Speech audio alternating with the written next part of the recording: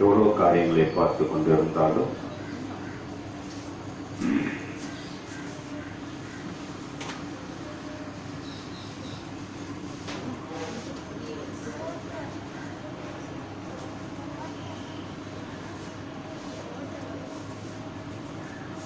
வேதத்திலே நிறைய காரியங்களை பார்த்து கொண்டிருந்தாலும் வேதம் சொல்கிறது மற்ற 28ஆம் அதிகாரம் 18வது சொல்றது, அப்பொழுது இயேசு சமீபத்தில் வந்து அவர்களை நோக்கி, வானத்துக்கும் பூமிக்கும் சகல அதிகாரம் எனக்கு கொடுக்கப்பட்டிருக்கிறது.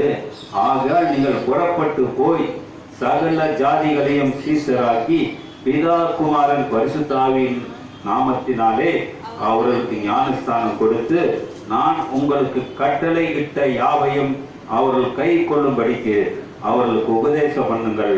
இதுவே உலகத்தின் முடிவு பரியந்தம் சகல நாட்களிலும் நான் உங்களோடு இருக்கிறேன் என்றார். ஆமென். அல்லேலூயா. எவ்வளவு காரியங்கள் இருக்கிறது. நான் இதை ஒருவரிடம் கேட்டேன், இயேசுடைய கட்டளை என்ன?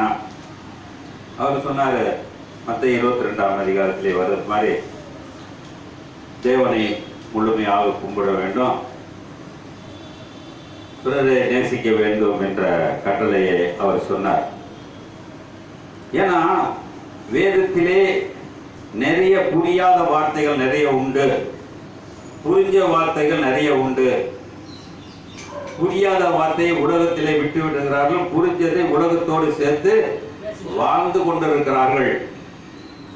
நான் ஒரு கிறிஸ்தவனா என்று எல்லாம் எழுதியிருக்கிறேன். கிறிஸ்தவனுக்கு தகுதி இல்லாத வாழ்க்கை இருக்கிறது. எல்லாரும் ஊழியம் செய்யறோம், எல்லாரும் பேசுறோம், எல்லாரும் கை தட்டுறோம், எல்லாரும் ஆர்வம் குதிக்கிறோம். நான் கிறிஸ்தவனா என்று இருதயத்திலே சொல்ல முடியாது. அதனாலதான் சொல்றாரு, வானத்துக்கும் பூமிக்கு எனக்கு அதிகாரம் உண்டு, என்னுடைய கட்டளைகளை கை கொள்ளுங்கள் என்று. அவருடைய கட்டளைகள் என்ன என்று சொல்லும் பொழுது, நான் போன வாரம் அந்த கட்டளைகளுடைய ஒரு பகுதியை நான் எடுத்து சொன்னேன். இரத்தத்தை பற்றி உங்களோடு பேசினேன். அந்த இரத்தம் என்ன செய்து, 3 காரியம் நான் போன வாரம் பேசின பொழுது, ஒன்று, இரத்தம் பேசுது. எப்படி பேசுது? எனக்கு இயேசுவின் இரத்தம் என் சரீரத்திலே ஓடிச்சுன்னா நான் நடுரோட்டு பேசுவதுதான் இயேசுவோடு பேசக்கூடிய ஒரு வார்த்தை. ஒரு நல்ல வார்த்தைகளை பேசுவதுவானால் இயேசுவின் இரத்தம் எனக்குள் இருக்கிறது. அடுத்தது, இயேசுவின் இரத்தம் இருந்தால் நான் பாவம் செய்ய மாட்டேன், பாவம் செய்ய விட மாட்டேன், பாவம் செய்ய மாட்டேன், பாவம் செய்ய விட மாட்டேன். மூன்றாவது சொல்லுது, அந்த இரத்தம் இருந்துச்சுன்னா நான் அடுத்தவர்களுக்காக பலியாக வேண்டும். போன வாரத்திலே சொன்னேன். எவ்வளவு பேருக்கு புரிஞ்சோ புரியல தெரியல, ஆனால் புரியாத கிறிஸ்தவங்க தான் நிறைய பேரு இருக்கிறாங்க. புரிஞ்ச கிறிஸ்தவங்க கொஞ்சம் தான் இருக்கிறாங்க. ஆனால் வேதம் நல்லா தெளிவா சொல்லுகிறது. இன்னைக்கு நம்ம எடுத்துக்கொள்ளக்கூடிய காரியம், அவருடைய கட்டளையிலே 2வது கட்டளை சொல்றாரு. மத்தேயு 26:26 சொல்றாரு. மத்தேயு 26:26 சொல்றாரு, அவர்கள் போஜனம் பண்ணுகையில் இயேசு அப்பத்தை எடுத்து ஆசீர்வதித்து இதை பிட்டு சீஷர்களுக்கு கொடுத்து, வாங்கி புசியுங்கள். போதுமா? போதும். அவர் என்ன சொன்னாரு? ஒரு கட்டளையில இது என்னுடைய ரத்தம் என்று சொன்னாரு. அதே இதுல இது என் சரீரம் என்று சொன்னார். இன்னைக்கு சாப்பிடுறவங்கலாம் இயேசுவின் சரீரத்தை சாப்பிடுறாங்க. அப்படித்தானே சாப்பிடுறாங்க. எல்லாம் உலகம் பூரா ஆட்சியில வெறும் சரீரமா சாப்பிடுறோம். ஏன்னா அவன் கோழி கறியாதான் திம்மான். கோழி ரத்தம்னா சாப்பிடுறதுனால என்ன செய்யறாங்க? வெறும் சாப்பாடா சாப்பிடுறோம். ஆனால் வேதம் தெளிவாக சொல்லுகிறது, இன்னைக்கு நம்ம செய்யக்கூடிய ஒரே ஒரு காரியம், நான் இயேசுவின் சரீரமாய் இருக்கிறேனா? இயேசுவின் சரீரமா இருக்கிறேனா? பவுலடியான் சொல்றார், அவரு இயேசுவின் சரீரம் இல்ல, இயேசுவை பார்த்தது இல்ல. அவர் சொல்றாரு, படிக்கணும். அப்போஸ்தலர் 9ஆம் அதிகாரத்திலே அவர் ஒரு சடிதியிலே அவர் மனம் மாறினார். எப்ப? ஒரு நொடியில. அந்த ஒரு நொடியில மாறினதான் கலாத்தியர் 6ஆம் அதிகாரம் கடைசி 2 வசனம் சொல்லுகிறது. கலாத்தியர் 6ஆம் அதிகாரம் கடைசி 2 வசனம், இனிமேல் ஒருவனும் எனக்கு வருத்தம் உண்டாகாது இருப்பான். பாருங்க, இந்த சரீரத்துல என்ன சொல்றாங்களா? இந்த சரீரம் இருந்தா வருத்தத்தை உண்டு பண்ணாத. நான் இயேசுடைய வகை, இயேசுடைய ஜாதி, இயேசுடைய மனம் கட்டுவதா இருக்கேன், என் மேல வருத்தப்படாத என்று சொல்ற. படிங்க. இனிமேல் ஒருவனும் எனக்கு வருத்தம் உண்டாகாது இருப்பானாக.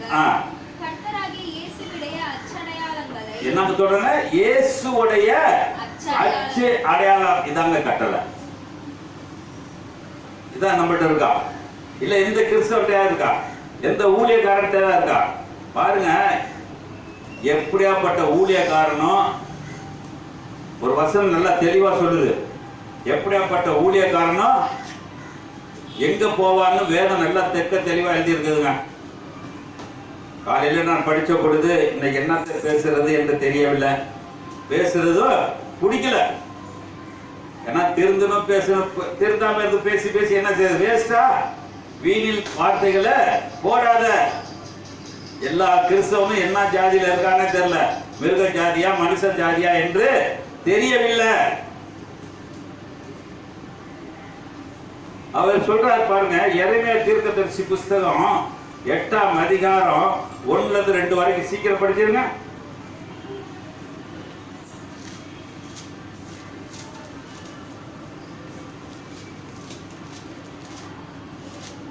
சீக்கிரம் படிக்குமா?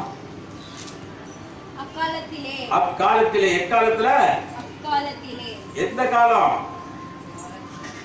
வரக்கூடிய காலத்தை சொல்ற. அக்காலத்திலே யூதாவுடைய ராஜாக்களின் எலும்புகளையும், ராஜாக்களுடைய எலும்புகளையும், அவர்களுடைய பிரபுக்களின் எலும்புகளையும், ஆசாரியர்களின் எலும்புகளையும், தீர்க்கதரிசிகளின் எலும்புகளையும், எருசலேமின் குடிகளின் எலும்புகளையும் அவர்களுடைய பிரேத குழிகளிலிருந்து எடுத்து, எங்க இருப்பாங்க? பிரேத குழியிலிருந்து எடுத்து அவர்கள் நேசித்ததும் சேவித்ததும் பின்பற்றினதும் நாடினதும் பணிந்து கொண்டதுமான சூரியனுக்கும் சந்திரனுக்கும் முன்பாக அவைகளை கர்த்தர் சொல்கிறார். அவர்களை வாரி அடக்கம் பண்ணப்படாமல் ஒரு அலையில சொல்லுவோமா? இன்னைக்கு எப்படி இருக்கோம்னா, எல்லா ஊழியக்காரனும் எப்படி போறான்? எருவா போறான். எல்லா விசுவாசியும் சரி, யாருக்குனாலும் கோவம் வரட்டும் அப்படின்னால வேதத்தை நல்லா தெரிஞ்சுக்கிட்டோம். நான் செத்தோன்னு பரலோகத்துக்கு போயிட்டேன், கர்த்தருக்குள்ள சேர்ந்துட்டேன், கத்திரியாக்குள்ள சேர்ந்துட்டேங்கிறானுங்க. ஆனா வேதம் சொல்லுது, அவன் உலகத்துல என்னத்தை நாடினானோ, எதை சேவித்தானோ, எதுக்காக வாழ்ந்தானோ அதுதாங்க. அப்புறம் இயேசுடைய கட்டளை கடைபிடிக்க முடியாது. சும்மா டம்மி பீஸ் நான் சொல்லுவேன். எப்போதுமே என்ன இருக்குது? இயேசு டம்மியா தான் வச்சிருக்காங்க, ஒரு முழுமையாக வைக்கவில்லை. இது ஒருத்தர் நான் சொன்ன பொழுது அவர் கோவப்பட்டாரு, என்ன இப்படி சொல்றீங்களே, டம்மியா வச்சிருக்கோம், இன்னும் கட்டளை கடைபிடிக்கல. அப்ப நம்மள எப்படி இருக்கிறோம்? இப்ப புருஷனை கல்யாணம் பண்ணி டம்மி வச்சிருந்தா என்ன இருக்கும்? இல்ல புள்ளைய பத்தி டம்மி வச்சிருந்தா எப்படி இருக்கும்? இருக்குமா? அப்ப நம்ம எப்படி இருக்கிறோம்? இயேசு எப்படி வச்சிருக்கோம்? டம்மியா வச்சிருக்கிறோம். எந்த கிறிஸ்தவனுக்கு சொல்லலாம், நீ இயேசு கிறிஸ்துவ டம்மியா தான் வச்சிருக்கிற. அல்ல சொல்றாரு, நீ என்னத்தை சேவித்த, என்னத்தை நாட்டின, என்னத்தை செஞ்ச? இயேசுக்கா ஏதாவது செஞ்சியா? ஏதோ உலக வாழ்க்கையிலே வாழ்ந்து கொண்டு இருக்கிறோம். எங்க வாழ்ந்துட்டு இருக்கோம்? உலக வாழ்க்கையில வாழ்ந்து கொண்டு இருக்கிறோம். இயேசுக்காக வாழ்ந்தவ யாரோ? வாழ்ந்தது யார் இருக்கா? ஒருவன். அதனால்தான் வானத்துக்கு பூமிக்கு எனக்கு அதிகாரம் உண்டு என்று சொன்னார். நான் உங்களுக்கு கட்டளையிட்ட யாவையும் அவர்கள் கை கொள்ளும்படிக்கு. யார் கை கொள்ளும்படிக்கு? ஊழியக்காரர்ல இருந்து விசுவாசி வரைக்கும். இன்னைக்கு எப்படி இருக்கிறோம்? எந்த சூழ்நிலையில் இருக்கிறோம்? அதான் சொல்ற, அவர் போஜன பண்ணுகையில் அப்பத்தை எடுத்து பிட்டு தன் சீடல் கொடுத்து இது என்னுடைய சரீரமா இருக்குது. அப்ப இந்த என்ன இப்ப நான் இங்க நிக்கிறேன்னா இந்த புல்பிட்ல நிக்கும் பொழுது நான் இது என்னுடைய சரீரம் யாருடைய சரீரமா இருக்க வேண்டும்? இருக்கா இருக்கா? எல்லா கிறிஸ்தவனும் போய் சொல்றான். அந்த புல்பிட்ல நிக்கிறப்ப அவன் இயேசுவின் சரீரம்னா அவனுக்கு சொந்த பந்தம் இருக்க கூடாது. அப்படி எப்படி இருக்குது? அப்ப நம்மளுடைய சிந்தனைகள் எப்படி போய் கொண்டிருக்கிறது? அதனால சொல்றாரு, இப்படிப்பட்ட ஒரு காரியத்தை நான் என்ன செய்து கொண்டிருக்கிறேன். எப்படிப்பட்ட காரியம்? வேதம் தெளிவாக சொல்லுகிறது. 1 கொரிந்தியர் 7ஆம் அதிகாரம்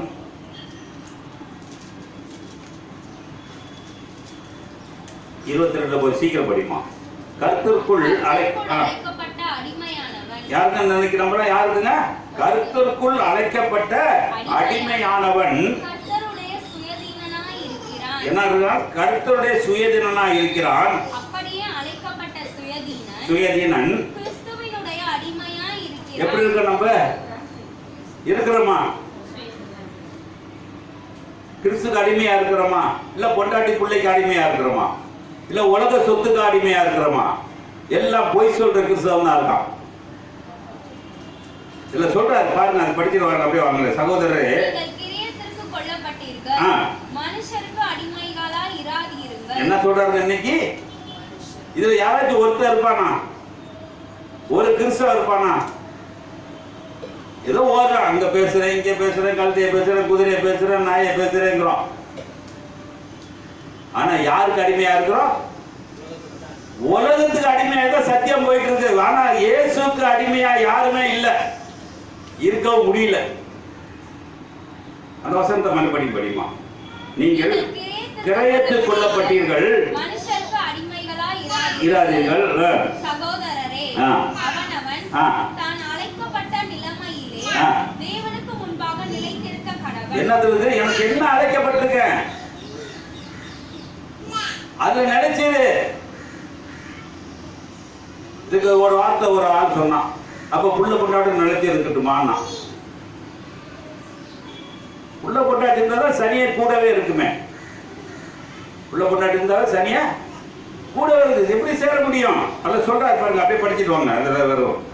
சகோதரரே, அவனவன் தான் அழைக்கப்பட்ட நிலைமையிலே தேவனுக்கு முன்பாக நிலைத்திருக்க கடவன். 27 படிப்போம்.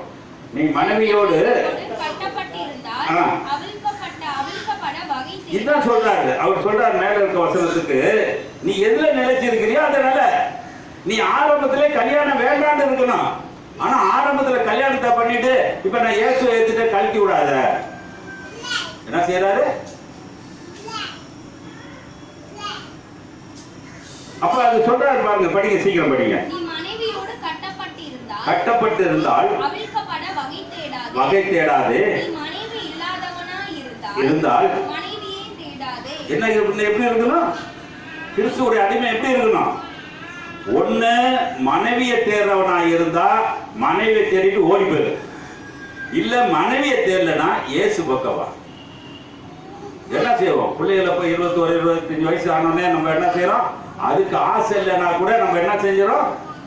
கொண்டு போய் ஏன்னா வளர்க்க முடியல. இது 25 வயசு வரை வளர்க்கறது பெரிய பாடா இருக்குது.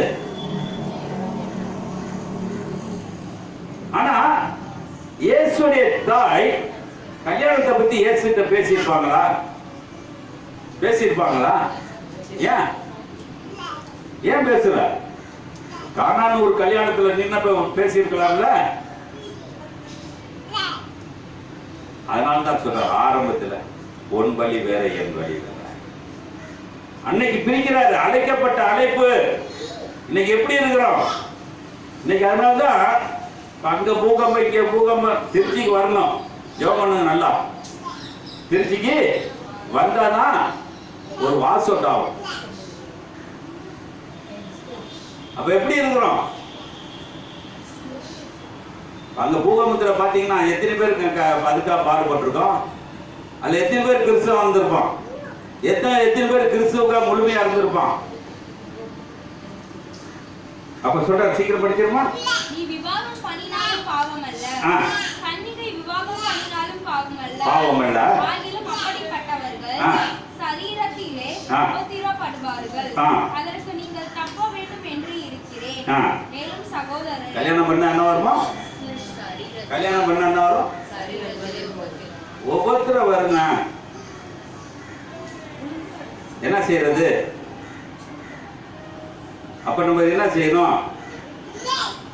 படிங்க, அடுத்த வருஷம் சொல்றா பாருங்க. மேலும் சகோதரர், நான் சொல்கிறது என்னவெனில் இனி வரும் காலம் குறுகினதாகும்படியாக. எப்ப இருக்குங்க? இனிமேல் வர்ற காலம் குறுகினதா இருக்குது. இது என்னைக்கு எழுதுனது? இன்னைக்கு வரைக்கும் என்ன இருக்குது? எதை சொல்றாரு? இயேசுவை ஏத்துக்கிட்டவன் குறுகி இருக்கிறான். இயேசு ஏத்துட்டு பொய் சொல்றவன் தான் நிறைய இருக்கிறான். குறுகுனவன் எங்கேயோ 1-2 இருந்த பெருசு. அது சொல்றாரு. படிங்க, சொல்லுங்க. மேலும் சகோதரரே, இனி நான் சொல்லுகிறது என்னவெனில் இனி வரும் காலம் குறுகினது படியால் மனைவி உள்ளவர்களும் மனைவி இல்லாதவர்கள் போலவும், அழுகிறவர்கள் அழாதவர்கள் போலவும், சந்தோஷப்படுகிறவர்கள் சந்தோஷப்படாதவர்கள் போலவும், கொல்லுகிறவர்கள் கொல்லாதவர்கள் போலவும், இவ்வுலகத்தை அனுபவித்து இருக்கிறவர்கள் அதை தகாத விதமாய் அனுபவியாதவர்களைப் போலவும் இருக்க வேண்டும். இவ்வுலகத்தின் வேஷம் கலைந்து போகிறது. என்ன இருக்கு? இன்னைக்கு உள்ள கொண்டாட்டலாம் கல்யாணம் பண்ண என்ன போதான்? ஒரு நாள் வேஷம் கடந்து போகுது. அப்ப நம்மளோட சிந்தனை அடுத்த வருஷம் படிச்சு முடிச்சிருமா? நீங்கள் கவலையற்றவர்களாய் இருக்க விரும்புகிறேன். விவாகம் இல்லாதவன் கர்த்தருக்கு எப்படி பிரியமாய் இருக்கலாகலாம் என்று கர்த்தருக்கு உரியவைகளுக்காக கவலைப்படுகிறான். விவாகம் பண்ணினவன் தன் மனைவிக்கு எப்படி பிரியமாய் இருக்கலாம் என்று உலகத்துக்கு உரியவைகளுக்காக கவலைப்படுகிறான். பாத்தீங்களாங்க, வேதம் தெளிவா சொல்லிருச்சு. இதுல எத்தனை பேர் கிறிஸ்தவ இருப்பாங்க? இல்ல ஞாயிற்றுக்கிழமையெல்லாம் கல்யாணம் பண்ணி வைக்கலாம். சபையில என்னாச்சு? ஞாயிற்றுக்கிழமையா கல்யாணம் பண்ணி வைக்கலாம். ஓய்வு நாள் இப்ப ஓய்வு நாள்லாம் இல்ல. ஏன்னா ஜனத்தொகை பெருத்து போச்சு. ஒரு நாளைக்கு 1000 கல்யாணம் பண்ணா கூட வருஷம் பூரா பண்ணிட்டு இருக்க வேண்டியதா இருக்கு. அப்ப நான் அவருடைய கட்டளையை கடைபிடிக்க வேண்டுமானால், அவருடைய துண்டை நான் சாப்பிட்டிருப்பேன். ஆனால் என் சரீரம் எப்படி இருக்கணும்? மாறுமா? ரோமர் அதிகாரம் 7ஆம் அதிகாரம் 8ஆம் அதிகாரம் 8வது வசனத்தை படிங்க. மாமிசத்துக்கு உட்பட்டவர்கள் படிமா. 6ல இருந்து படிச்சிட்டு வா. மாமிச சிந்தை மரணம், மாமிச சிந்தை மரணம், ஆவியின் சிந்தையோ ஜீவனும் சமாதானமும். எப்படியெனில் மாமிச சிந்தனை தேவனுக்கு விரோதமான பகை. நான் எப்படி யாருக்கு இருக்கேங்க? யாருக்கு இருக்கேன்? வாய் நிறைய புழுத்த பேச்சு மாதிரி பைபிள் சொல்றோம். ஆனா நடத்த நல்லா இனிக்கிற மாதிரி பேசுறவங்க அவ்வளவுமே சாக்கடையில கொட்டிட்டு இருக்கோம். வேத வார்த்தை பேசுற அத்தனை பேர் கேட்கணும். நான் பேசுற வார்த்தை பூரா இனிக்குது, ஆனால் கொட்டுறது பூரா சாக்கடையில கொட்டுறோம். அப்ப நம்மளோட சிந்தனை படிச்சிருமா? சீக்கிரம் படிச்சிரு. அது தேவனும் மாமிச சிந்தை மரணம், ஆவியின் சிந்தையோ ஜீவனும் சமாதானமும். எப்படியெனில் மாமிச சிந்தை தேவனுக்கு விரோதமான பகை. அது தேவனுடைய நியாயப்பிரமாணத்துக்கு கீழ்ப்படிய கூடாமலும் இருக்கிறது. நம்ம எப்படி இருக்குங்க? இவன் செத்தானா கர்த்தருக்குள்ள நித்திரன்னு சொல்லலாமா? போடலாமா? பெரிய ஊழியக்காரன் செத்துருவான், கர்த்தருக்குள்ள நித்திரமா. வீட்லயே ஒழுங்கா நித்திரை பண்ண முடியாம வெளியே வந்தான். படிங்க, சொல்லுங்க. மாமிசத்துக்கு உட்பட்டவர்கள் தேவனுக்கு பிரியமாய் இருக்க மாட்டார்கள். தேவனுடைய ஆவி உங்களில் வாசமாய் இருந்தால், தேவனுடைய ஆவி உங்களுக்குள் வாசமாய் இருந்தால் நீங்கள் மாமிசத்துக்கு உட்பட்டவர்களாய் இராமல் ஆவிக்கு உட்பட்டவர்களாய் இருப்பீர்கள். கிறிஸ்துவின் ஆவி இல்லாதவன் அவருடையவன் அல்ல. நம்ம யாருங்க? இப்ப யாரு? இப்ப இந்த கட்டளையெல்லாம் அவர் நம்ம கடைபிடிக்கிறோமா? அவர் சரீரத்தை நீங்க எல்லாம் இல்லாம முதல் ஞாயிற்றுக்கிழமை என்ன செஞ்சிருப்பாங்க? எல்லா சபையிலையும் முழுக்க முழுக்க குடிப்பானுங்க. எல்லாம் அந்த அண்டாவை காய்ச்சி சாராயம் காய்ச்சிற மாதிரி எல்லாம் எல்லாத்துக்கும் கொடுப்பாங்க. அதையும் வாங்கி வாங்கி குடிக்கிற ஜென்மம் என்ன ஜென்மம்? இயேசுவை மறுதலிக்கிற ஜென்மங்க. அப்ப நம்ம இப்ப இன்னைக்கு எப்படி இருக்கிறோம்? நம்மளோட சிந்தனை எப்படி இருக்குது? அன்னைக்கு சொன்னேன், ஆபேலுடைய ரத்தம் பேசப்பட்டது. இன்னைக்கு என்னோட ரத்தம் இயேசுவோட குடிச்சிருக்கனே, என்னோட ரத்தம் பேசப்படுமா? பேசப்படுமா? இல்ல என்னுடைய சரீரம் பேசப்படுமா? அடிபட்டா வலிக்குதே. அப்ப பாவ சரீரமாக இருந்தா வலி வரும், ஆவியின் சரீரமா இருந்தா வலி வராது. எப்படி இருக்கும்? ஆவியின் சரீரத்துல வலி இருக்காது, ஆனா பாவ சரீரம் நம்ம மத்தியில இருந்து கொண்டு இருக்கிறது. அது அடுத்த வருஷம் படிக்க முடியுமா? மேலும் கிறிஸ்து உங்களில் இருந்தால் சரீரமானது பாவத்தின் நிமித்தம் மரித்ததாயும் ஆவியானது நீதியின் நிமித்தம் ஜீவனுள்ளதாயும் இருக்கும். இப்போ நம்ம எப்படி இருக்கிறோம்? இயேசுக்கா மரிச்சிட்டோமா? இயேசுக்கா மரிச்சிட்டோமா? நான் இந்த சபையை பேர் வைக்கும் பொழுது ரொம்ப நாள் யோசனை பண்ணி தான் பேர் வைத்தேன். மனம் திரும்புங்கள் பரலோகராஜ்ய சபை. அப்ப நான் இன்னைக்கு இயேசுடைய சரீரமும் இயேசு ரத்தம் இருந்தா தான் நான் எங்க போக முடியும்? எங்க போக முடியும்? நான் பரலோகத்துக்கு போக முடியும். அப்ப பரலோகத்துக்கு போகணும்னாக்க ஆபேலுடைய ரத்தம் போச்சு, காயினுடைய ரத்தம் போயிருக்குமா? போயிருக்குமா? இன்னைக்கு நான் அன்னைக்கு கேட்டேன், இன்னைக்கு கேட்டேன். இன்னைக்கு நான் என் சரீரம் காயினா இருக்கிறதா, என் சரீரம் ஆபேலா இருக்கிறதா, இல்ல என் சரீரம் இயேசுவா இருக்குதா, இல்ல என் சரீரம் பிசாசா இருக்குதா? நான் யாரோட சேர்ந்து இருக்கிறேன்? நான் யாரோடு வாழ்ந்து கொண்டிருக்கிறேன்? அப்ப எப்படி இருக்கிறோம்? தம்பி சொன்ன மாதிரி இந்த 40 நாள் என்ன இருக்கு? இயேசுவ துக்கம்னா எல்லா வீட்லயும் துக்கங்க. இயேசு பாடியை போட்டு ரோட்ல படுக்க வச்சுட்டு தினமும் துக்கம் கொண்டாடிட்டு இருக்காங்க. இத அந்த சாமியாரும் கேட்க மாட்டாரு, ஊழியக்காரனும் கேட்க மாட்டான். இப்ப சில சபையில இந்த 40 நாள் விருது அவங்களும் இருக்கிறாங்க. சபையில 40 நாள் விருதா பன்றியோட சேர்ந்த கன்றும் மலர்ந்தீங்க.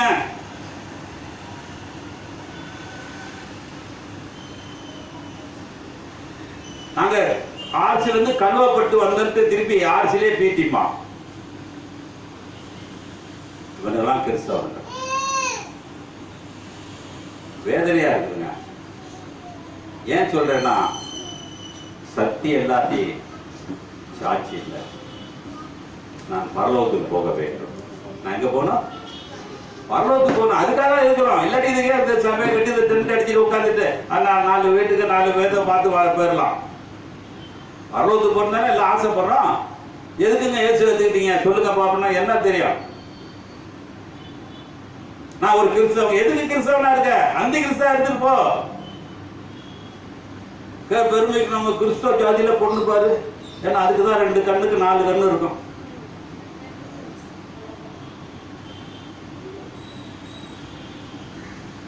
அது எந்த ஜாதி இருந்தாலும் பரவாயில்ல, ஆனா கிறிஸ்தவ பொண்ணாதான் வேணும். ஏன்னா அதுதான் இருக்கிறதுலயே அயோக்கியத்தனம் பண்றது அதான் இருக்கும். உள்ளொன்று புறம் ஒன்று பேசக்கூடிய ஜாதி அது கிறிஸ்தவ ஜாதி. ஒரு அடையில சொல்லுமா, உள் ஒன்று புறம் ஒன்று பேசுவது கிறிஸ்தவ ஜாதி. இயேசு கிறிஸ்துவை ஏத்துக்கிட்டப்ப அவர் எதுவுமே புறம் பேசல. அடிச்சவன்ட கூட கேட்டார், எதுக்குப்பா தகாத விதமா இருந்தா சொல்லுப்பா. அப்படி இயேசுடைய சரீரத்தை நான் வைத்திருப்பேன், ஆனால் இயேசுடைய ரத்தம் எனக்குள்ள ஓடுமானால் நான் இன்னைக்கு இயேசு என்கின்ற நாமத்தை உடையவனா இருப்பேன். அப்ப எப்படி இருக்கிறோம்? அவருடைய கட்டளை கடைபிடிக்கிறோமா? அவருடைய கட்டளை ஒன்று ரத்தம், ஒன்று ரத்தம். 2 சரீரம். இப்ப என்னோட சரீரம் எப்படி இருக்குங்க? இப்ப நான் இப்ப இந்த சரீரம் இல்லாம இருந்து ஆராதிக்கிறது பூரா வேஸ்டா? சபைக்கு போறது வேஸ்டா? ஆராதிக்காம இருந்துட்டாலே போதும். ஆராய்ச்சி வீணா வழங்காதீங்க. அப்ப வேதத்துல நிறைய காரியங்களை பார்த்து கொண்டு இருக்கிறோம். தம்பி கூட பாட்டுல சொன்னார், தாவீதை பத்தி சொன்னார். என்ன இருக்குது? தாவீதை பத்தி சொன்னாரு. தாவீது ஆரம்பத்துல எப்படி இருந்தான்? நல்லாதான் இருந்தான். 2 சாமுவேல் 11ஆம் அதிகாரம்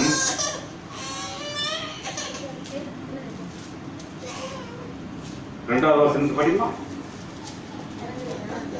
ஒரு நாள் சாயங்காலத்தில் தாவீது படுக்கையிலிருந்து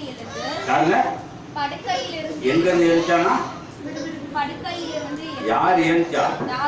தாவீது படுக்கையிலிருந்து எழுந்திருச்சு அரண்மனை உப்பரிகள் மேல போயிட்டு கொண்டிருந்த போது ஸ்நானம் பண்ணுகிற ஒரு ஸ்திரீயை உப்பரிகையின் மேலிருந்து கண்டார். அந்த ஸ்திரீ வெகு சௌந்தரியவதியாய் இருந்தாள். அப்பொழுது தாவீது அந்த ஸ்திரீ யார் என்று விசாரிக்க ஆள் அனுப்பினார். ஒரு அல்லேலூயா சொல்லுவோமா? இவன் யாருங்க? இவன் யாரு? இது மாதிரிதான் கிறிஸ்தவர் தான். நான் மேல் வீட்டுல போய் ஜெபம் பண்றேன்னு அடுத்த வீட்ட நோட்ட உறவுகளா தான் இருப்பாங்க.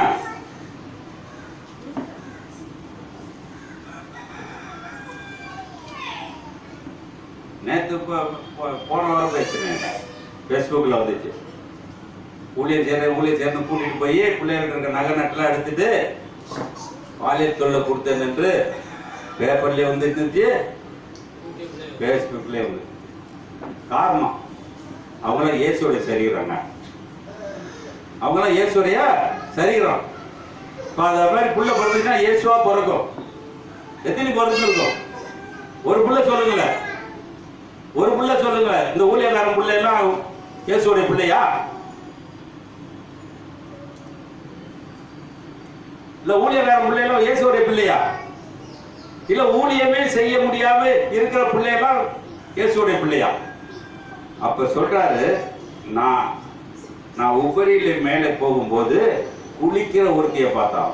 யாருக்கு? தாவீதுக்கு. யாருக்குங்க? நீ சத்தியம் அப்படிதாங்க போயிட்டு இருக்கு. சத்தியம் அப்படிதான் போயிட்டு இருக்கு. வேதம் முன்னாடி எழுதியாச்சு. அக்காலத்திலே எழுதி இருக்கு. இக்காலம் எப்படி மாற போகுதுன்னு தெரியல. இப்ப பொம்பளை பிள்ளை கூட போயிட்டு வரோம். ஏன் போயிட்டு வர? உன் பொம்பளை பிள்ளை மேலே உனக்கு நம்பிக்கை இல்ல.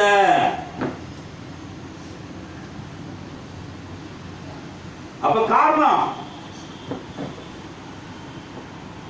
அப்ப நம்மளோட சிந்தனை.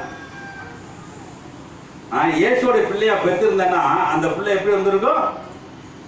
எப்படி வந்திருக்கும்? போறதுக்கு பாதுகாப்பு, வர்றதுக்கு பாதுகாப்பு, உட்காரத்துக்கு பாதுகாப்பு.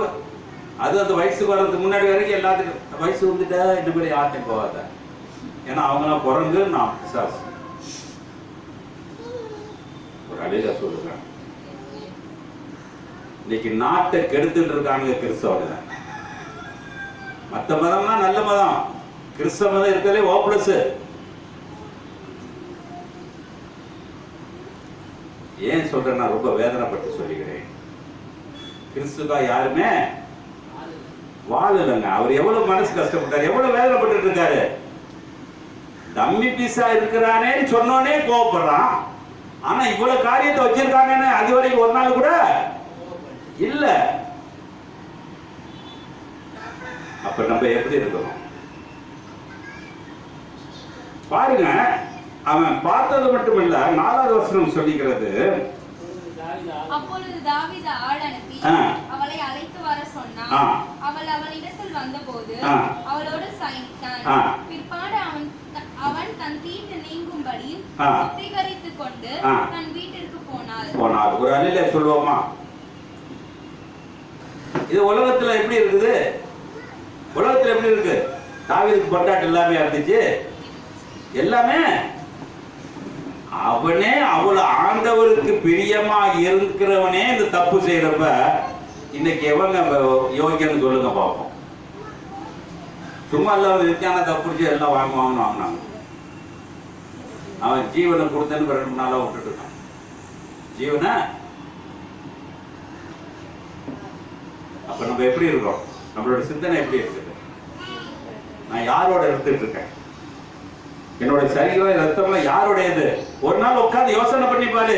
நீ பேசுற ஒரு துதியா இருந்தா கூட பரலோகத்துக்கு போவோம். இல்லாட்டி நீ செய்யற 4 நேரம் கூத்தாடுனாலும் சரி, கித்தார் அடிச்சாலும் சரி, பரலோகத்துக்கு எட்டப்படாது.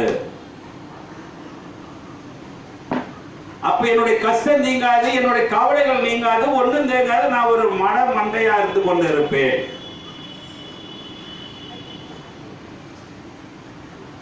அப்ப சொல்றாரு, அது புத்தி வளர்த்து சொல்றாரு. 13வது வசனம் சொல்லுகிறது, தாவீது அவரை தனக்கு முன்பாக புசித்து குடிக்கிறதற்கு அழைத்து வெறிக்க பண்ணினான். ஆனாலும் அவன் தன் வீட்டிற்கு போகாமல் சாயங்காலத்திலே தன் ஆண்டவனின் சேவகரோடு தன் படுக்கையில் படுத்துக் இப்ப பாருங்க, அந்த அவன் புருஷன் பேர் என்ன?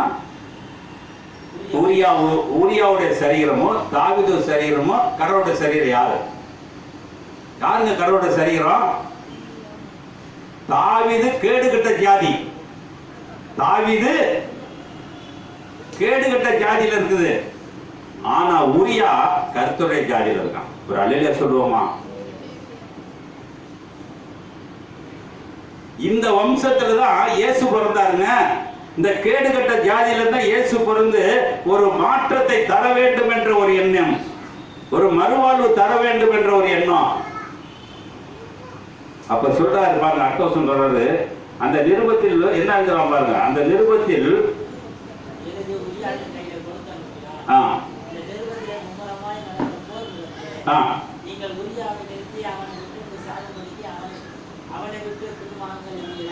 இப்ப அவனோட ரத்தம் என்னங்க இருக்கும்? ராவியோட ரத்தம். அவன் 51ஆம் சங்கீதம் எழுதியிருக்கான். என்ன எழுதியிருக்கான்? அதனால இன்னைக்கு தாவீதை மன்னிச்சிருக்காரா எனக்கு தெரியாதுன்னு சொல்லியிருப்பேன். தாவீதை மன்னிச்சிருக்காரா? பாருங்க, ஒரு பொம்பளைக்காக யாரை சாவடிக்கிறான்? புருஷனையே சாவடிக்கிற தாவீது ஜாதியில பிறந்தது நம்ம. அதனாலதான் ஒரு மாற்றத்தை தந்தார். உங்களுக்காக நான் சாகுவேனே ஒழிஞ்சு நீங்க எனக்காக சாக வேண்டாம். ஏசு என்னன்னு சொன்னாரு? உனக்காக நான் மரிப்பேன், நீ எனக்காக நீ மரிக்க வேண்டுமானால் நீ மற்ற பாவம் செய்யறவர்களுக்காக மரிக்க கத்துக்க. என் சரீரம் எப்படி இருக்குது? என் ரத்தம் எப்படி இருக்குது? இருக்குதா? அப்ப எப்படி சிந்தனை? காலைல பார்த்தா எல்லாம் நீட்டா நகையை கட்டிக்கிறாங்க, சந்தோஷம். வெள்ளை புடவை கட்டிக்கிறாங்க, சந்தோஷம். எல்லாம் தாங்கிட்டு இருக்க சரீரம் எப்படி இருக்கு? மாறிச்சா? நகை கட்டினிய அந்த ஓட்டை இன்னைக்கு வரைக்கும் இருக்கா இல்லையா? அது ஓட்டப்படாம என் மக மாதிரி இருந்தாக்க சொல்ல வேண்டிய அவசியம் இல்லை. அப்ப நம்மளுடைய சிந்தனை, நம்மளுடைய செயல்,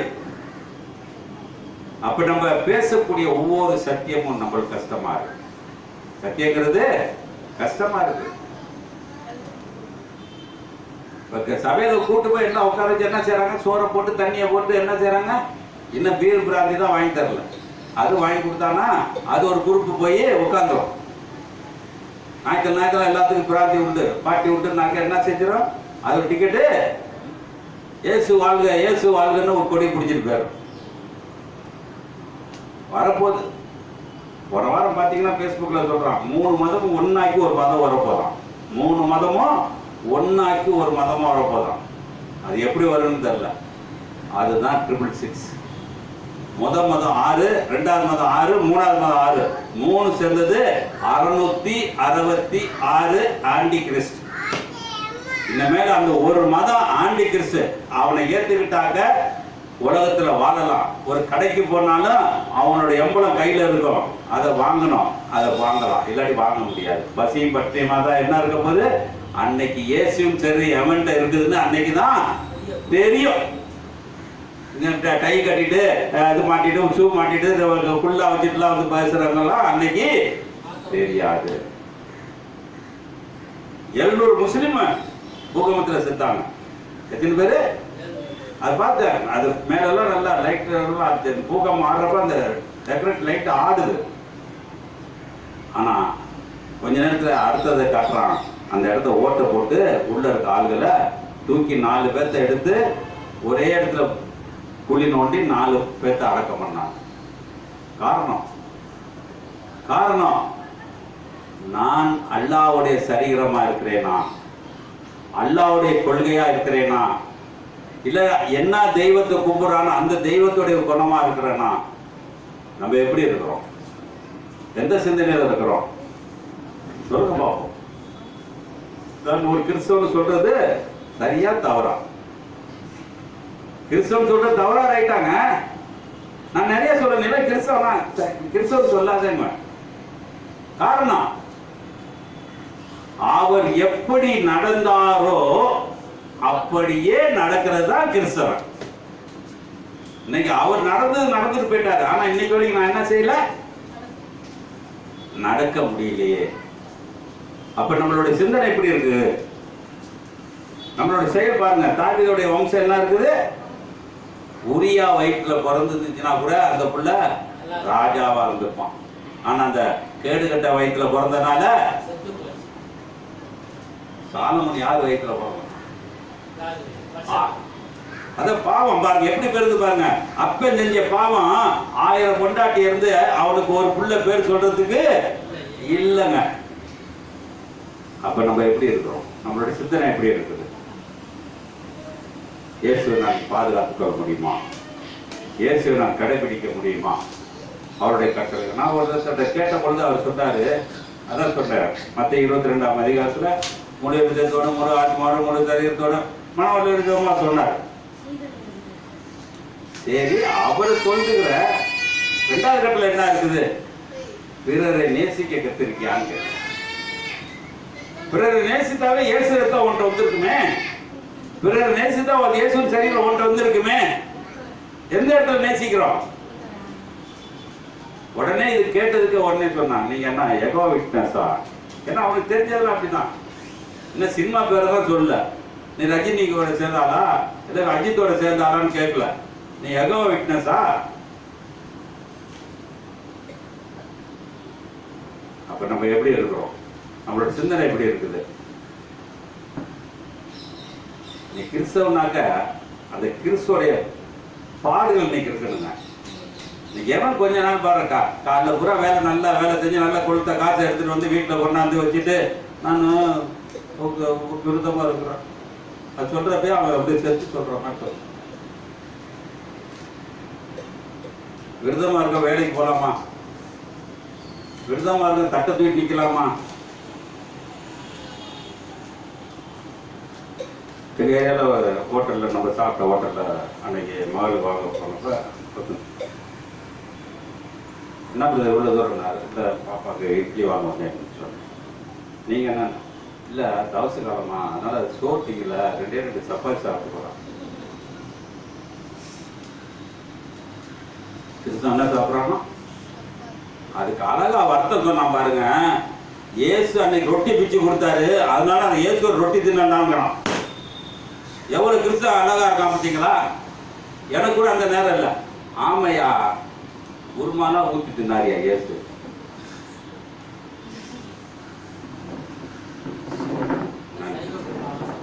எவ்வளவு முட்டாளா இருக்காங்க பார்த்தீங்களா கிறிஸ்தவன்? யார் காரணம்? தலைமையில சரியில்லை. நான் ஒவ்வொருத்தரையும் சொல்லுவேன், என்னை ஆரம்பத்துல ஒழுங்கா சாமியாரெல்லாம் வளர்த்து அந்த இடத்துல நின்று பேச வேண்டிய அவசியம் இல்ல. ஏதோ காலந்தோட போயிட்டு காலந்தோட வந்துட்டு இருக்கிறதுனால இன்னைக்கு கிறிஸ்தவன் சொல்றதுக்கு யோகியது இல்லை. நீங்களாம் அந்தி கிறிஸ்தவன் சொன்னா மட்டும் கோபம் வந்துடும். நீ எப்படி சொல்லலாம், நீ எப்படி சொல்லலாம்? எப்படி சொல்லலாம்? வேதம் சொல்றது இயேசுவை மறுதலிக்கிறவன் இயேசுவை சொல்லி நடிக்கிறவனா அந்தி கிறிஸ்து தான். இயேசுன்னு வசூல் பண்ண சொல்லல, எது வசூல் பண்ணி அடுத்தவனுக்கு எடுத்து கொடுக்கல. பேதுருக்கு வரி செலுத்த வேண்டும் அவர் சொன்னாரு, போயிட்டு தட்டு எடுத்து போய் பிச்சைறான்னு சொல்லல. என்ன சொன்னாரு? ஓ கடலுக்கு போ, தூண்டிய போடு, முதலாவது அகப்படும் மீன்கிட்ட நல்லா கேட்டுங்க. முதலாவது நல்ல அதுதான் தேவனுக்கு உரியது. முதலுங்க முதலாவது தேவனுக்கு உரியது. அதுல வர்ற காசு எடுத்தாலும் கொடுங்க. அப்போ அவனுக்கும் இயேசுக்கும் வரி செலுத்துறான். இது எத்தனை பேர் எத்தனை ஊழியக்காரன் படிச்சிருப்பான்? படிச்சது இன்னைக்கு கல்லாப்பட்டி வச்சிருக்கானே, வாலி வச்சிருக்கானே, எவர் சொல்ற வாலி? அப்ப எப்படி இருக்கும்? நம்ம அவனுக்கு உனக்கு திருப்பதியில் உண்டியல் வச்சிருக்கான், நீனும் உண்டியல் வைக்கிற, உனக்கு வர்ற அளவுக்கு இங்க வச்சிருக்கான், அவன் பெருசா வச்சிருக்கான், அவன் கொட்டிட்டு இருக்கான். பாத்தீங்கன்னா அந்த அதுல இருக்க அவர் அர்ஜுனர் வீட்டுல அவளை கண்டுபிடிச்சான். எவ்வளவு பல கோடி பார்க்குறீங்களா? எங்க காசு? யாருடைய காசு? மக்களுடைய காசு. திருப்பதியில போட்டதை திருப்பதியில இருந்து எடுத்து எவன் வச்சிருக்கான்? அவனே வச்சுட்டு போயிருக்க. ஊழியக்காரன் திருட்டு பேடா இல்லையா? அப்ப எப்படி இருக்கிறோம்? எந்த சிந்தனையில இருக்கிறோம்? இல்ல இன்னைக்கு இவ்வளவு காசு வந்திருக்கு, இந்த காசு கணக்கு கொடுத்துருப்பாங்க ஊழியக்காரன். இன்னைக்கு இப்ப ஒரு 10 லட்சம் வந்துச்சு, 10 லட்சத்துக்கு என்னன்னு கடவுள் காசு கணக்கு கேட்காது. பையன் எப்படி மூட்டுருவோம்? கடவுள் காசு கணக்கு கேட்டாது, கண்ணு குத்திரும். நீ தாண்டா கண்ணு எல்லாம் பொட்ட பேர அலைய போற. அப்ப இயேசுவின் சரீரத்தை நான் எப்படி பாதுகாத்துக் கொள்ள வேண்டும்? இயேசுவின் சரீரத்தை நான் எப்படி பாதுகாத்துக் கொள்ள வேண்டும்? இப்ப நம்ம ஆராதிச்செல்லாம் சரியா இருக்குமா தவறா இருக்குமா? பிரதர் நல்லா கோர்சி பண்றாரு தான், டைம் ஓடுதான், அது பலன் கிடைக்குமா? பலன் இருக்குமா? இருக்குமா? மனதார முழுமையாக ஒரு வார்த்தை பேசினாலும் தேவனுக்கு செவிகள் திறக்குமே. அப்ப நம்மளுடைய சிந்தனைகள் அப்பதான் சொல்றாரு பாருங்க. அதே சாமுவேல் 2ஆம் அதிகாரம் 12ஆம் அதிகாரம்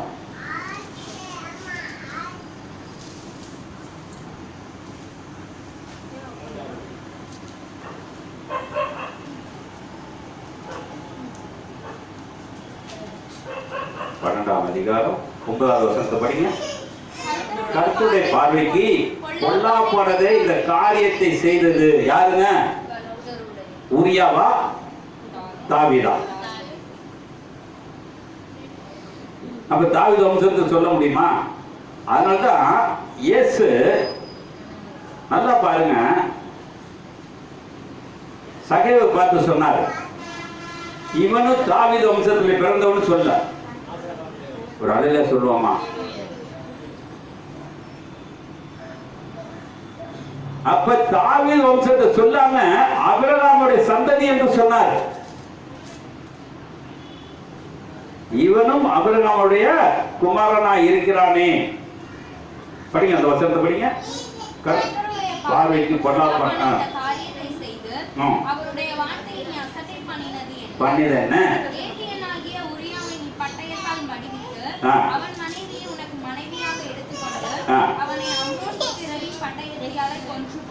என்ன இருக்கு இன்னைக்கு?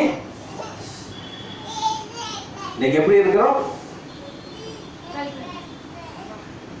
இப்ப நம்ம யாரை கொள்றோம்? இதுதானே அடுத்த சபையில இருந்து ஆளுகளை கூட்டு வந்து இங்க வச்சுக்கிட்டு என்ன செய்யறோம்? கொன்னு போட்டுட்டு இருக்கோம். அங்க சத்தியம் இருக்காது, இங்க வாங்க சத்தியம் நிறைய இருக்குங்க. சத்தியம் நிறைய இருக்கும். கடவுள் ஏன்னா இன்னைக்கு வரைக்கும் வச்சிருக்காரு தெரியாது. நல்லவனை எடுத்துக்குவாரு, கெட்டவனை போட்டுருவான்னு பாக்குறாரு. அப்ப நம்ம செய்யக்கூடிய காரியம் 10 வருஷம் சொல்றாரு, இப்பொழுது என்னை அசட்டை பண்ணி எத்தியோப்பின் உரியாவின் மனைவியை உனக்கு மனைவியாக எடுத்துக்கொண்டதுபடியால் பட்டயம் என்றென்றைக்கும் உன் வீட்டிற்கு விலகாது இருக்கும். நான் அடிக்கடி சொல்றேன், என்றென்றைக்குன்றாரு, விலகுச்சா இதுவரைக்கும் தெரியாது. அப்ப நான் தாவீது வம்சம் சொல்லலாமா? ஆனா முஸ்லிம்ல தாவீதை பத்தி தாவீது அவங்க சொல்றாங்க. ஆனா இன்னைக்கு நம்ம செய்யக்கூடிய காரியம், அப்ப ஆபேலுடைய சரீரத்துக்கும் ஆபேலுடைய ரத்தத்துக்கும் காயினுடைய ரத்தத்துக்கும் காயினுடைய சரீரத்துக்கும் எது தேவனுடைய, எது தேவனுடையது? ஆபேலுடையது. இப்ப இங்க தாவீது கடவுளுடையவனா இல்ல உரியா கடவுளுடையவனா? உரியா கடவுளுடையவன். அவர் நம்மளுடைய சிந்தனைகள்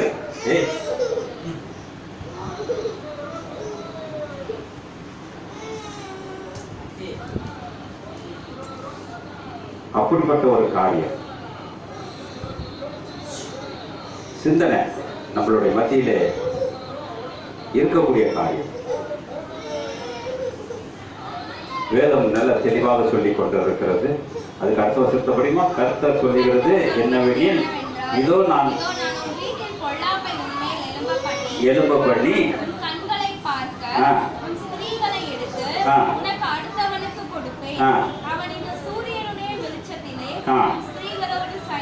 ஒரு அலையில சொல்லுவோமா?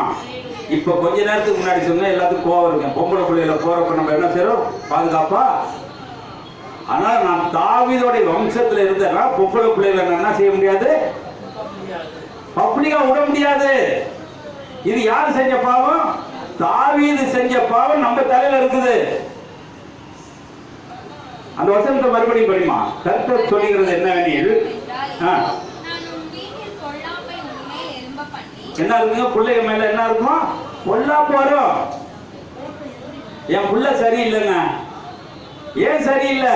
நான் தாவீதோட வம்சத்துல இருந்தேனாக்கா அப்படிதான் இருக்கும். படிங்க சீக்கிரம். எடுத்து கொடுப்பேன், சைனிப்பான். நீ ஒளிபிடத்தில் அதை செய்தாய், நானோ இதை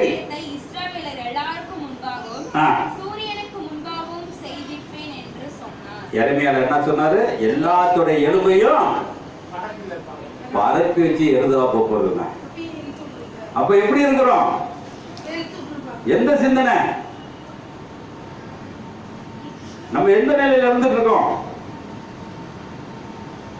நான் ஒரு கிறிஸ்தவனா இருக்கிறோமா?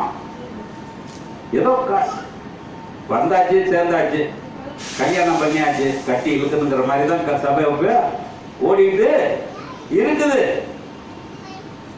ஆனால் இன்னைக்கு அதே காரியத்தை பாருங்க.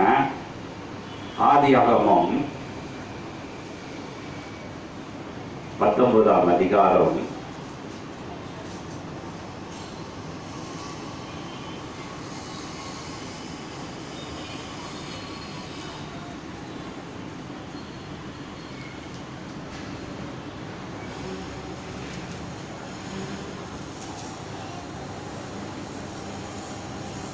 8வது வசனத்தை படிங்க.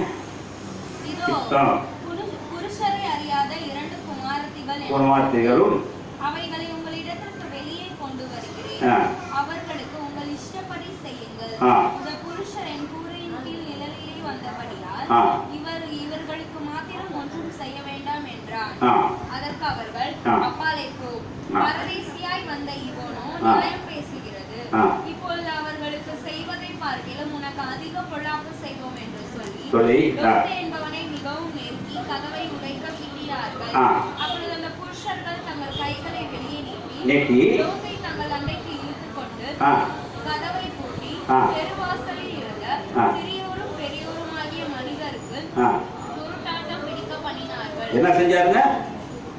இது யாருங்க செஞ்சா? யார் செஞ்சா? லோத்தோடைய குடும்பத்துல அவன் சொல்றான், யாருக்கு? தேவனுடைய மனுஷனுக்கு எந்த தீங்கு வந்துடக்கூடாதுன்னு அவன் சரீரம் பேசுதுங்க. லோத்தோடைய சரீரம் எப்படியாப்பட்ட சரீரம்? லோத்தோடைய சரீரம் எப்படி? ஒன்னா பிரிச்சு பாருங்க, அப்பதான் தெரியும். லோத்தோடைய சரீரம் பிதாவுடைய சரீரமா இருக்காங்க. அந்த ஜாதியை கணம் பண்றான். என்கிட்ட இருக்க 2 பொம்பளை பிள்ளைங்க இருக்குது, என்கிட்ட இருக்க 2 பொம்பளை பிள்ளைங்க இருக்குது, அது புருஷன் அறியல, நீங்க எதுனாலும் செஞ்சிருங்க, அவர்களை தீட்டுப்படுத்தாதீங்க சொல்ற ஆயப்ப இருக்கானா? ஆயப்ப இருக்கானா இன்னைக்கு. ஆனா லோத்தை நம்ம என்னமோ நினைக்கிறோம். ஆனா லோத்துடைய வாழ்க்கை, அவர் சொல்றாரு, அதே 19 வருஷம் சொல்றாரு, உன் கண்களில் ஒரு அடியானுக்கு கிருபை கிடைத்தது, என் பிராணனை எனக்கு செய்த கிருபையை பெரிதாக விளங்க பண்ணினீர். மணிக்கு ஓடி போக என்னால் முடியாது, தீங்கு என்னை தொடரும், நான் மரித்து போவேன். பாத்தீங்களா என்ன சொல்றாரு? இவனுடைய சரீரம் தேவனுடைய சரீரமா இருக்கனாலதான் அவர் சொல்றதை கேட்கலாம். என்ன கேட்கலாம்? தேவன் சொல்றது, நான் ஓடி போக என்னால முடியாது, எனக்கு பக்கத்துல ஏதாச்சும் ஒரு இடத்த சொல்லும் என்று கேட்கும் பொழுதுதான் அது அடுத்த வருஷம் சொல்றாரு, இருக்கிறது,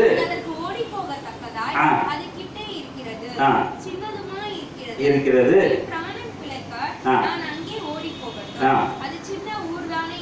என்றார்.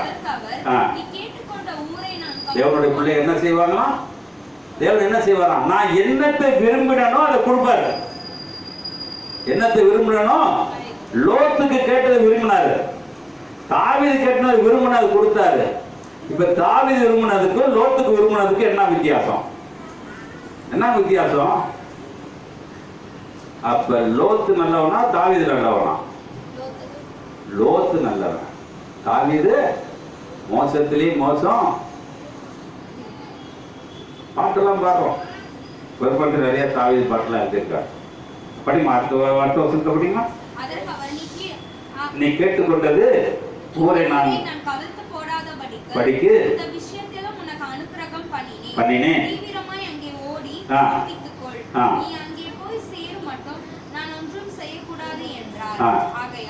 அந்த ஊர் சோவார் எனப்பட்டது.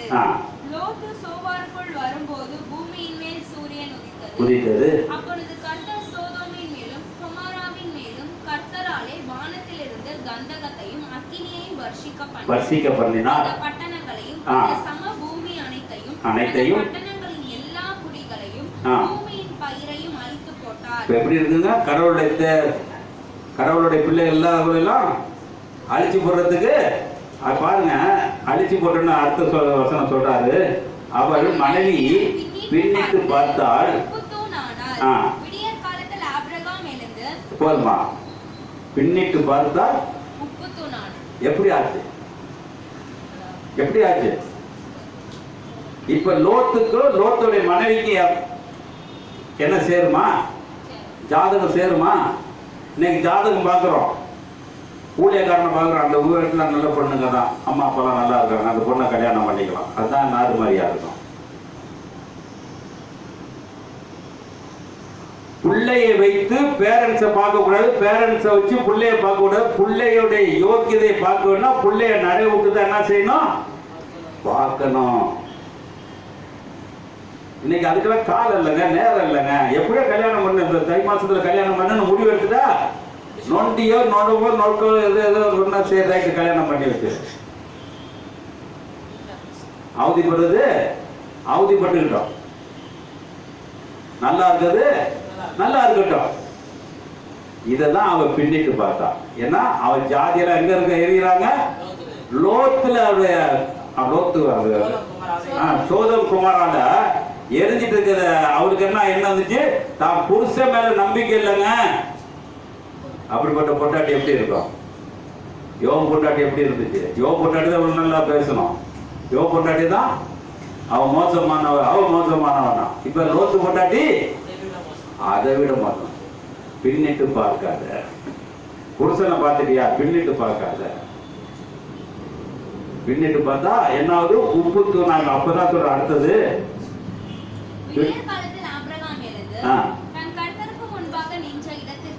போய் சோதோம் கொமோரா பட்டணங்களின் திசையையும் சம பூமியாகிய தேசம் முழுவதையும் நோக்கி பார்த்தான். அந்த பூமியின் புகை சூளையின் புகை போல எழும்பிட்டு போதும். இன்னைக்கு எப்படி இருக்குங்க? இன்னைக்கு எப்படி இருக்கு? ஒன்று ஆபேல் காயினை பத்தி பார்த்தோம். ரெண்டாவது யாரு?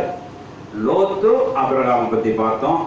மூன்றாவதாக தானியேல் ஆகமம்.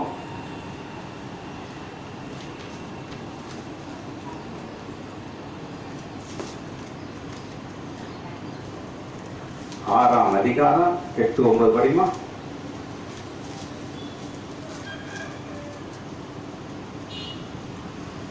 ஆதலால் இப்பொழுது ராஜாவே, மேதியருக்கும் பெர்சியருக்கும் இருக்கிற மாறாத பிரமாணத்தின்படியே அந்த தமக்கீது மாற்றப்படாதபடிக்கு நீர் அதை கட்டளையிட்டு கையெழுத்து வைக்க வேண்டும் என்றார்கள். அப்படியே ராஜாவாகிய தரியு அந்த கட்டளை பத்திரத்திற்கு கையெழுத்து வைத்தான். தானியேலோ வென்றால் அந்த பத்திரத்துக்கு கையெழுத்து வைக்கப்பட்டது என்று அறிந்த போதிலும் தன் வீட்டிற்குள் போய் தன் மேல் அறையிலே எருசலேமுக்கு நேராக பல கற்கள் திறந்திருக்க அங்கே தான் முன் செய்து வந்தபடியே தினம் 3 வேளையும் தன் தேவனுக்கு முன்பாக முழங்காலிட்டு ஜெபம் பண்ணி ஸ்தோத்திரம் செலுத்தினான். இன்னைக்கு நம்ம செய்வோமாங்க? இந்த சரீரம் இருக்கா? எஸ் செஞ்சா இருக்கிறது. அவரு எப்ப பார்த்தாலும் என்ன ஜெபம் பண்ணிட்டு தான் இருந்தாரு. அதான் இங்க எடுத்துக்காட்டா இருக்குது. தானியேலோ வென்றால் அந்த பத்திரத்தில் கையெழுத்து வைக்கப்பட்டது என்று அறிந்த போதிலும் தன் வீட்டிற்குள் போய் தன் மேல் அறையில் எருசலேமை நேராக திறந்திருக்க படியே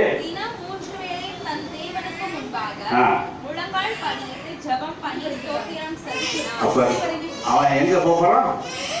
எங்க போறான்? தானியேல் எங்க போறான்? அவன் சிங்க கோகையில போறான். நம்ம ஜெபம் பண்ணுவோமா? அப்ப எப்படி இருக்கிறோம்? நம்ம எந்த சிந்தனையில இருக்கிறோம்? அப்ப சொல்றாரு 16 படிமா. அப்பொழுது ராஜா கட்டளையிட அவர்கள் தானியேலை கொண்டு வந்து அவனை சிங்கங்களின் கெபியிலே போட்டார்கள். ராஜா தானியேலை நோக்கி, நீ இடைவிடாமல் ஆராதிக்கிற உன் தேவன் உன்னை தப்புவிப்பார் என்றார். ஒரு அழகா சொல்லுவோமா? யாருக்கு தெரிஞ்சுச்சுங்க? இப்ப தானியேல் நல்லவனா, ராஜா நல்லவனா? யார் நல்லவன்? ஏன் இதை சொல்றேன்னா, ஒரு ஊழியக்காரனா அந்த ஊழியக்காரனை பத்தி இன்னொரு ஊழியக்காரனுக்கு தான் தெரியும். இவனா இப்படின்னு கம்ப்ளைண்ட்லாம் இன்னொரு ஊழியக்காரனுக்கு தான் தெரியும். அப்ப நம்ம செய்யக்கூடிய காரியம் அது மறுபடியும் படிச்சிருமா? அப்பொழுது ராஜா கட்டளையிட அவர்கள் தானியேலை கொண்டு வந்து அவனை சிங்கங்களின் கெபியிலே போட்டார்கள். ராஜா தானியேலை நோக்கி, நீ இடைவிடாமல் ஆராதிக்கிற உன் தேவன் உன்னை தப்புவிப்பார் என்றார். ஒரு கல் கெபியினுடைய வாசலின் மேல் கொண்டு வந்து வைக்கப்பட்டது. தானியேலை பற்றிய தீர்மானம் மாற்றப்படாதபடிக்கு ராஜா தன் மோதிரத்தாலும் தன் ரபுக்களின் மோதிரத்தாலும் அதின் மேல் முத்திரை போட்டான். ஒரு அழகா சொல்லுவோமா? இன்னைக்கு வாழ்க்கை எப்படி இருக்குது? ஆனா முத்திரை போட்டா கூட இந்த ராஜாக்கு என்ன இருந்திருக்கு? தானியேல் மேல நம்பிக்கையா இல்ல தானியேல் மேல உள்ள கடவுள் மேல நம்பிக்கையா? இப்ப யாரா?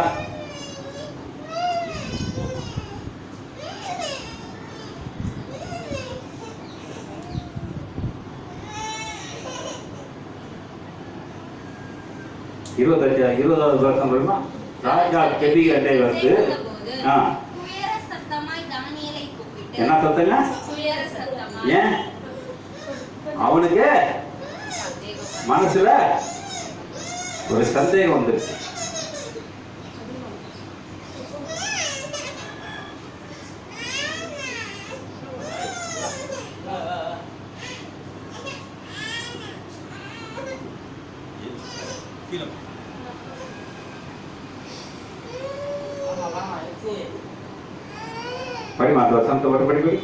ஜீவனுள்ள தேவனுடைய தாசனே, நீ இடைவிடாமல் ஆராதிக்கிற உன் தேவன் உன்னை சிங்கங்களுக்கு தப்புவிக்க வல்லவராய் இருந்தாரா என்று தானியேலை கேட்டான். அப்பொழுது தானியேல், ராஜாவே நீர் வாழ்க. என்ன சொன்னாங்க? எதுக்கு ராஜா வாழ சொன்னாரு? அவன் தேவனுடைய மனுஷன். ராஜாவை வாழ சொன்னாரு. வாழ்கன்னு ஏன் ராஜாவை சொன்னாரு?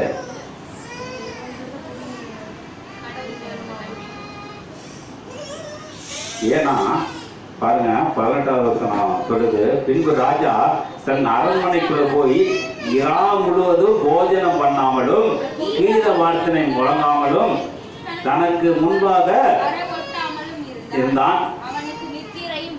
ஒரு அழலே சொல்லுமா? அப்ப யார நினைச்சிட்டு இருந்திருக்கான்? தானியலே நினைச்சிட்டு இருந்திருக்கான்.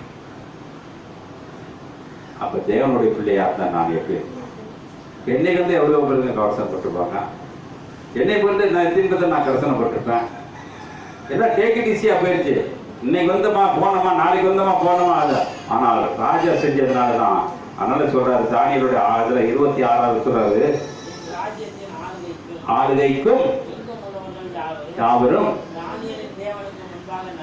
நடுங்கி என்று படுகிறது.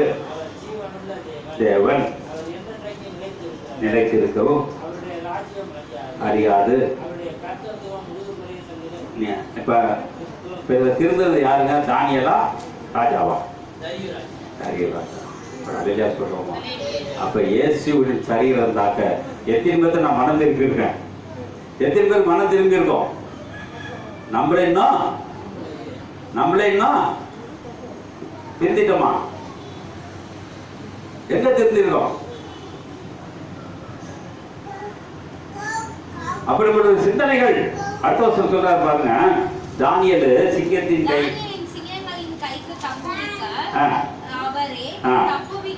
தப்புவிக்கிறவரும் ரட்சிக்கிறவருமான வானத்திலும்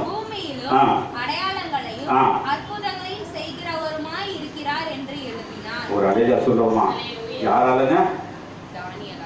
இன்னைக்கு கிறிஸ்தவனால எத்தனை பேர் எழுதியிருப்பான்? இந்த கிறிஸ்தவனால எத்தனை பேர் எழுதியிருப்பான்? எத்தனை பேர் எழுதியிருப்பான்? பெருக்கவெல்லாம் கிறிஸ்தவன் சொல்லாம அந்த கிறிஸ்தவன் சொல்லலாமா? அந்த கிறிஸ்து தான். ஆனா அவருடைய கட்டளை கடைபிடி. ஆனா இன்னும் கட்டளை இன்னும் சொல்ல. இந்த 2 காரியத்தை செய்ய இன்னைக்கு வரைக்கும் முடியல. மத்தேயு 5ஆம் அதிகாரம் அது 1ல இருந்து எத்தனை வசனம் இருக்குது?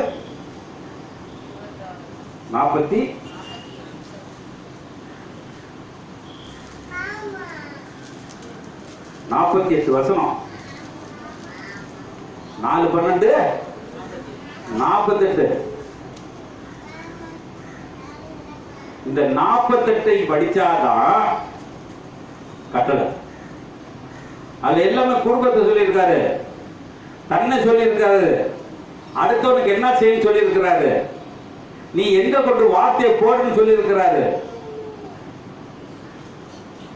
இதுதான் காந்தி படிச்சாருன்னு சொன்னாங்க. என்ன படிச்சாங்க?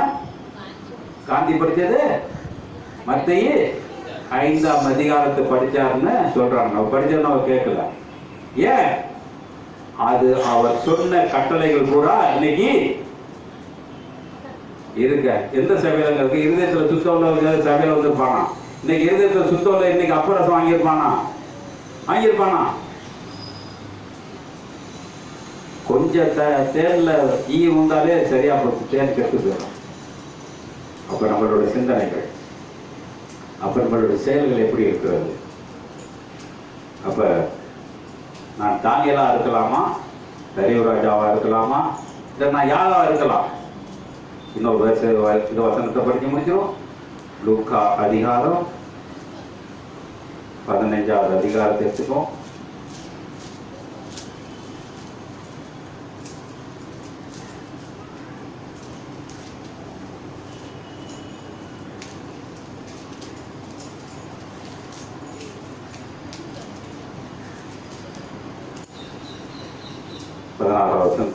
சொல்லுது, அந்த தேசத்திலே குடிகள் ஒருவரிடத்திலும் போய் ஒட்டி கொண்டான்.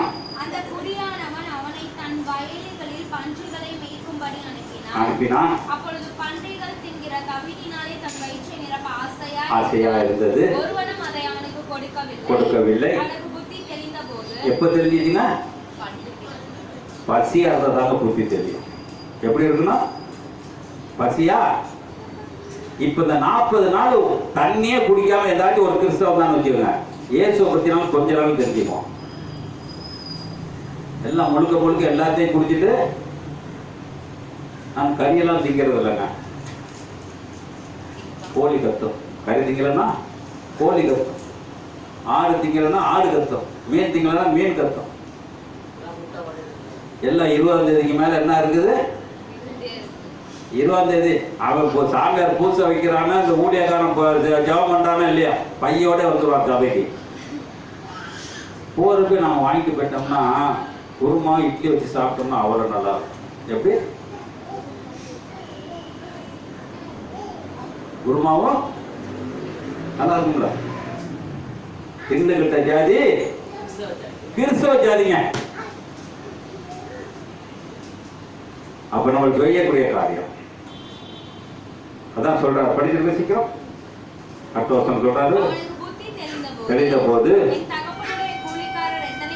என்னைக்கு நான் புத்தி தெளிஞ்சு என்னை உண்டாக்கினோட நினைக்கிறேனோ அன்னைக்கு என் வாழ்க்கை மாறும். ஒரு அழகியா சொல்றோமா? எப்ப மாறும்? என்னைக்கு புத்தி இல்ல, புத்தி இல்லாத கிறிஸ்தவம் தான். என்னைக்கு புத்தி தெரியுதோ அன்னைக்குதான் என்ன தெரியும்?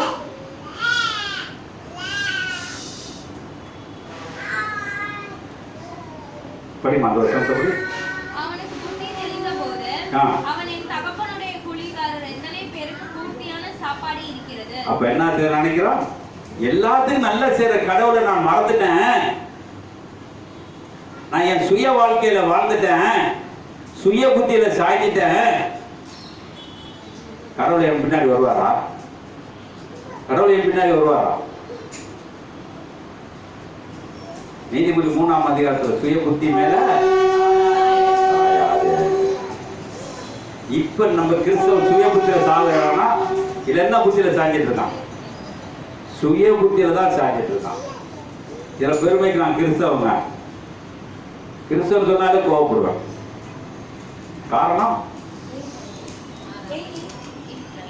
அப்ப சொல்றாரு படிங்க, என் புத்தி தெளிந்து அவன் என் தகப்பனாருடைய கூலிக்காரர்கள் எத்தனையோ பேர் பூர்த்தியா சாப்பிடுகிறார்கள், நானோ பசியா இருக்கிறேன். அவனுக்கு என்னங்க பசி? என்ன பசி? பிதாவை அறிஞ்சு கொள்ளக்கூடிய பசிங்க. சோறு இருக்கும், அவன் தின்னு தீர்த்தம் தானே. அப்ப எனக்கு இன்னைக்கு என்ன பசி இருக்கும்? இததான் சொல்றாரு மத்தேயுல, மனிதன் அப்பத்தினால் மட்டுமல்ல தேவனுடைய வார்த்தையிலிருந்து வரக்கூடிய ஒவ்வொரு வார்த்தையும் பசியை தீர்க்கும். ஆமென். அப்ப இவன் எங்க அப்பாட்ட தேவனுடைய வார்த்தையில் நிறைய பேர் சாப்பிடுறாங்க, நான் தேவனுடைய வார்த்தையை நான் சாப்பிடவில்லை, எனக்கு அந்த ஆகாரம் வேண்டும். எங்க அப்பாட்ட நான் போகணும், நான் செஞ்ச பாவத்துல ஒப்பு கொடுக்கணும், நான் ஒரு புது மனுஷனா மாறணும், என் சரீரம் மாறணும், என் ரத்தம் மாறணும் என்று நினைச்சு அவன் தன் மகன் போகிறான். அப்ப 20ஆவது வசனம் சொல்லுகிறது, எழுந்து புறப்பட்டு தன் தகப்பன் இடத்துக்கு வந்தான். அவன் தூரத்தில் வருகிறதை கண்டு, என்னை கண்டு ஆண்டவர் என்ன செய்வாருங்க? இயேசு இன்னைக்கு என்ன, இயேசு என்ன செஞ்சிருப்பாரு? முழுமையா அந்த எனக்கு என்ன செய்வாரு? தூரத்தில் வர்றப்ப என்னைய எடுத்துப்பாரா, நேசிப்பாரா? நான் படிச்சிருமா? அது எழுந்து புறப்பட்டு தன் தகப்பன் இடத்துக்கு வந்தான், அவன் தூரத்தில் வருகிறதை. அப்ப பாருங்க, நேத்து வரைக்கும் அவனை தெரியாத தகப்பன் என்னைக்கு தெரிஞ்சுக்கிட்டா?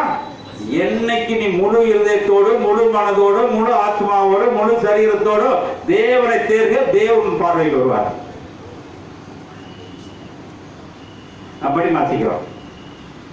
தகப்பன் அவனை கண்டு மனதுருகி ஓடி கழுத்தை கட்டிக்கொண்டு அவனை முத்தம் செய்தான். குமாரன் தகப்பனை நோக்கி, தகப்பனே, பரத்துக்கு விரோதமாகும் உமக்கு முன்பாகவும் பாவம் செய்தேன், இனிமே உம்முடைய குமாரன் என்று சொல்லப்படுவதற்கு நான் பாத்திரன் அல்ல. அப்ப எப்படி இந்த சரீரம் மாறுது? எப்படி சரீரம் மாறுது? தேவ சரீரம் மாறுதுங்க. இதாங்க நான் ஆசைப்படுறது. ஒரு கிறிஸ்தவனா இயேசு மாதிரி மாற கத்துக்க. இயேசு மாதிரி நீ கிழிக்க வேணாம், இயேசு மாதிரி மாற கத்துக்க. அப்பதான் சொல்றாரு 30வது அவன் சரீரத்தை பத்தி யாருக்கு தெரியுது? யாருக்கு தெரியுது? அப்பன்னு தெரியுமா தெரியாதா? அவன் சொன்னாரா? அவன் நம்ம கூட இருக்கவன் தான் குழி பறிப்பான், கூட இருக்கவன் தான் குழி பறிப்பான், கூட பிறந்ததுதான் குழி பறிக்கும். பொண்டாட்டி குழி பறிப்பா, பிள்ளைங்க குழி பறிக்கும். ஆனால் சொல்றாரு படிமா, அது சீக்கிரம் மேல 29 படிமா.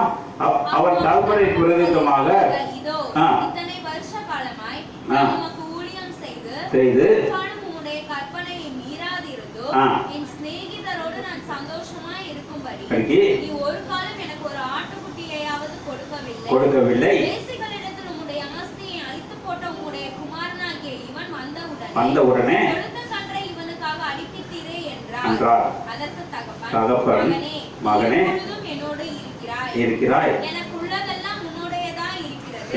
உன் சகோதரனாகிய இவனும் மரித்தான், திரும்பவும் உயிர்த்தான், காணாமல் போனான். எங்க படிச்சோம்? கொஞ்ச நேரம் முன்னாடி படிச்சோம். எங்க படிச்சோம்? ஏன் அதெல்லாம் கேட்கிறோமா? ரோமர் 8ஆம் அதிகாரம் படிங்க. மாம்சத்துக்கு உட்பட்டவர்கள் தேவனுக்கு பிரியமாய் இருக்க மாட்டார்கள். தேவனுடைய ஆவி உங்களில் வாசமாய் இருந்தால் நீங்கள் மாம்சத்துக்கு உட்பட்டவர்களாய் இராமல் ஆவிக்கு உட்பட்டவர்களாய் இருப்பீர்கள். கிறிஸ்துவின் ஆவி இல்லாதவன் அவனுடையவன் அல்ல. மேலும் கிறிஸ்து உங்களில் இருந்தால் சரீரமானது பாவத்தின் நிமித்தம் மரித்ததாயும். நாங்க இருக்கிறது இன்னைக்கு இப்படி வசனத்தை சேர்த்து படிச்சிருக்கோமா? சேர்த்து படிச்சிருக்கோமா? சும்மா படிக்கிறோம். நீ காலைல பைபிள் எடுத்தாலும் இந்த ரெண்டு சைத்தாம கரெக்ட் இருக்கு எங்க வீட்டில். ஒன்று வந்து முடிக்கிறது, ஒன்று புரிஞ்சிட்டு போக.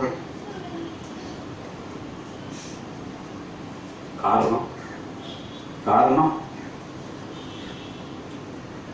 அப்ப தேவன் நம்மளுக்கு என்ன செய்யறாரு? அப்ப இந்த சரீரம் என்ன செய்யணும்?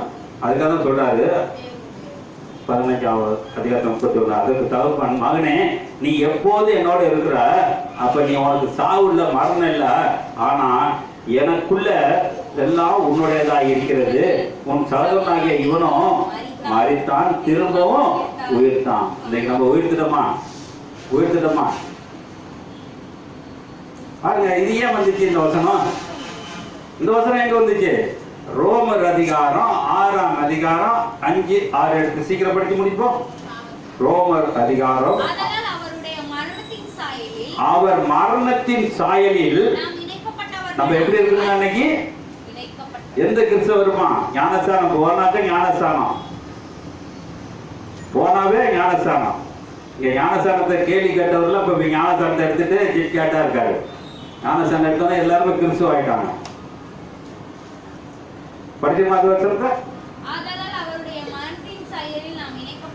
இணைக்கப்பட்டவர்களாய்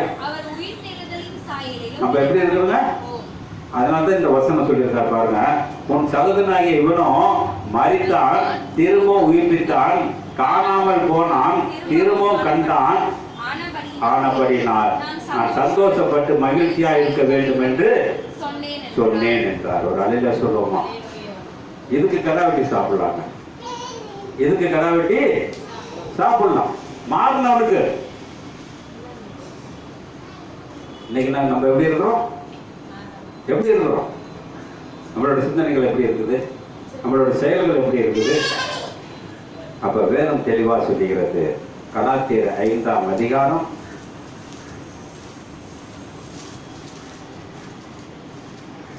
20 படிங்க. நம்முடைய கர்த்தராகிய இயேசு கிறிஸ்துவினுடைய நாமத்தினாலே எப்பொழுதும் எல்லாவற்றிலும் பிதாவாகிய தேவனை ஸ்தோத்தரித்து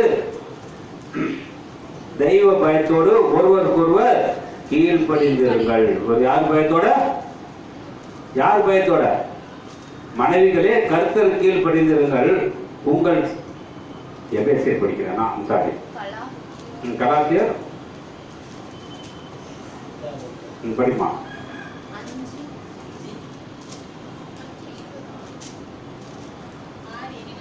வர 5:20 படிமா. அது திருப்பி அதே வர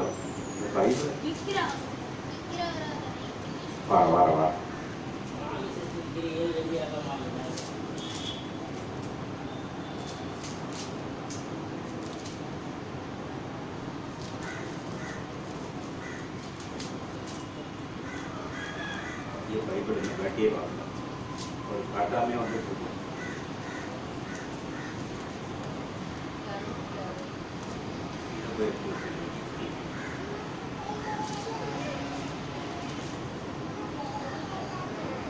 அஞ்சு படியுமா? 6 6 இல்ல 5 5 படி. நாங்களோ நீதி கிடைக்கும் என்று ஆவியை கொண்டு விசுவாசத்தினால் நம்பிக்கையோடு காத்திருக்கிறோம். கிறிஸ்து இயேசுவிடத்தில் விருத்த சேதனமும் விருத்த சேதனம் இல்லாமையும் ஒன்றுக்கு உதவாது. அன்பினால் கிரியை செய்கிற விசுவாசமே உதவும். நீங்கள் நன்றாய் ஓடினீர்கள். சத்தியத்திற்கு கீழ்ப்படியாமல் போக உங்களுக்கு தடை செய்தவன் யார்? இன்னைக்கு என்ன இருக்கு? நல்லா தான் ஓடுறாங்க. எல்லா கிறிஸ்தவங்க எப்படி இருக்காங்க? கிறிஸ்தவங்க நல்லா தான் ஓடுறாங்க. ஆனா சத்தியங்கிறது இல்லையே. அப்ப நம்ம எப்படி இருக்கோம்? படிமா, அடுத்த வருஷம் படிச்சு சீக்கிரம் முடிச்சுங்க. நீங்கள் நன்றாய் ஓடினீர்கள். சத்தியத்திற்கு கீழ்ப்படியாமல் போக உங்களுக்கு தடை செய்தவன் யார்? இந்த போதனை உங்களை அழைத்தவரால் உண்டானது அல்ல. யாரால அழைத்ததுங்க? இப்ப பேசுற ஊழியக்காரன்லாம் எதால பேசுறான்?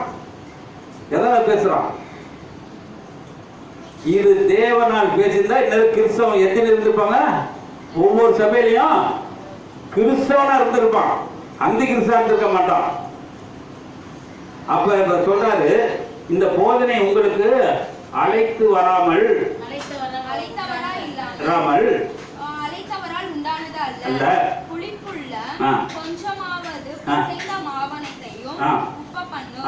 நீங்கள் வேறு விதமாய் சிந்திக்க மாட்டீர்கள் என்று நான் கர்த்தருக்குள் உங்களை குறித்து நம்பிக்கையா இருக்கிறேன். உங்களை கலக்குகிறவன் எப்படிப்பட்டவனாய் இருந்தாலும் தனக்கேற்ற ஆக்கினையை அடைவான். என்ன இருக்குங்க? அவனுக்கு என்ன இருக்குது? தண்டனை உண்டுதான். 11 படிச்சு முடிச்சிருமா? சகோதரரே, இதுவரைக்கும் நான் விருத்த சேதனத்தை பிரசங்கிக்கிறவனாய் இருந்தால் இதுவரை என்னத்திற்கு துன்பப்படுகிறேன். அப்படியானால் சிலுவையை பற்றி வரும் இடரல் ஒளிந்திருக்குமே. உங்களை கலக்குகிறவர்கள் கற்புண்டு போனால் நலமாய் இருக்கும். என்ன இருக்குங்க? அப்ப இன்னைக்கெல்லாம் யாரோட சேரணும்? அந்த கிறிஸ்தவனோட. கிறிஸ்தவன் சேரக்கூடாது. எல்லாம் அவன்கிட்ட தான் எல்லா இது இருக்குது. அப்ப அதே 6ஆம் அதிகாரம் 15ஆம் வசனம் சொல்லுது, கிறிஸ்து ஒன்றுமில்லை. நம்ம நம்பருக்கு எப்படி இருக்கணும்? இன்னைக்கு மாறுவோமா? படிங்க, அடுத்த வசனத்தை படிங்க. எவர்களோ சமாதானமும் இரக்கமும் உண்டாயிருப்பதாக. இனிமேல் ஒருவனும் எனக்கு வருத்தம் உண்டாகாதிருப்பானாக. கர்த்தராகிய இயேசு கிறிஸ்துவுடைய அச்சடையாளங்களை நான் என் சரீரத்தில் தரித்துக் கொண்டிருக்கிறேன். ஆதலால் சகோதரரே, நம்முடைய கர்த்தராகிய இயேசு கிறிஸ்துவுடைய கிருபை உங்கள் ஆவியுடன் கூட இருப்பதாக. எப்ப இருக்குதுங்க? எங்க இருக்குது? இப்ப நான் கிறிஸ்தவனா இருக்கிறேனா இல்ல கிறிஸ்துவ மாறலாமா? ஏன் நிற்போமா? ஒரு விஷயம் கண்டறிப்போம். ஆண்டவரே, இயேசுவுடைய கட்டளை 2 கட்டளை.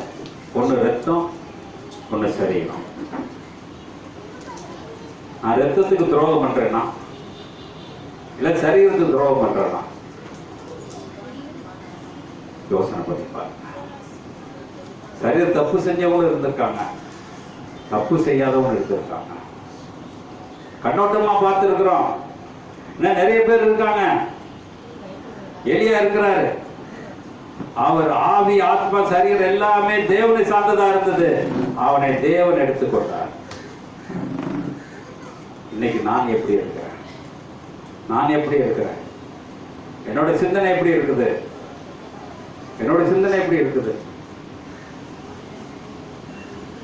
நான் செய்யக்கூடிய காரியம் அப்படி நின்ன வண்ணமாக வெளிப்படுத்த விஷயம் 22ஆம் அதிகாரம் 22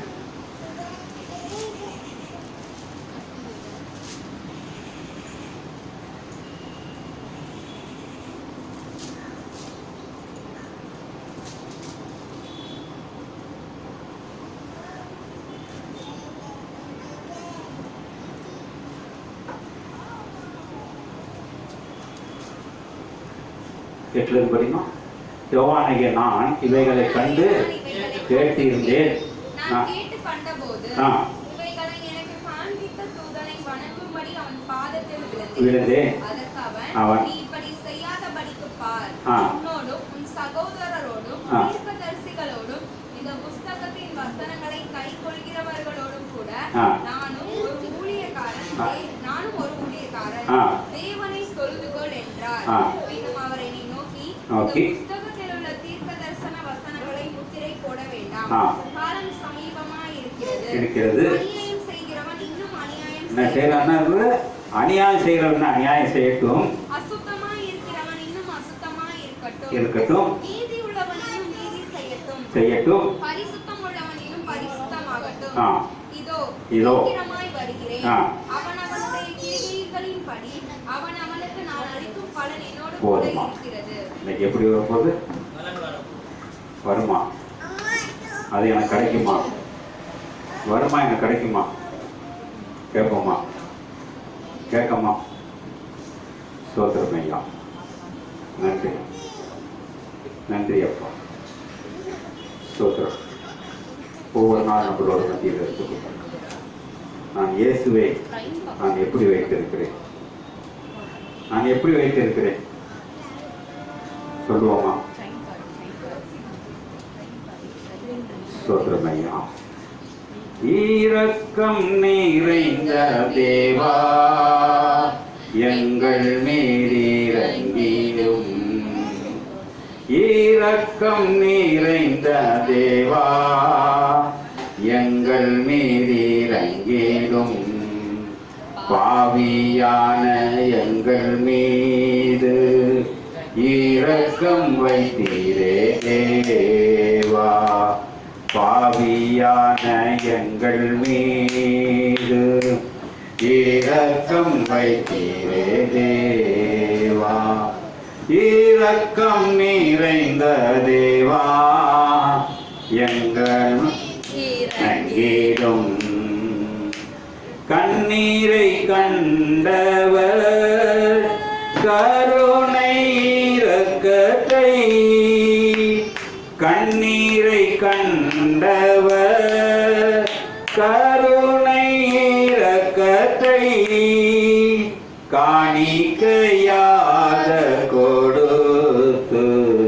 கையில் அணைத்தாரே, காணிக்கையாக கொடுத்து கையில் அணைத்தாரே, இரக்கம் நிறைந்த தேவா எங்கள் மீதிறங்கிடும், இரக்கம் நிறைந்த தேவா எங்கள் மீதிறங்கிடும், நிறைந்த இரக்கமும் நிம்மதியாகவே, நிறைந்த இரக்கமும் நிம்மதியாகவே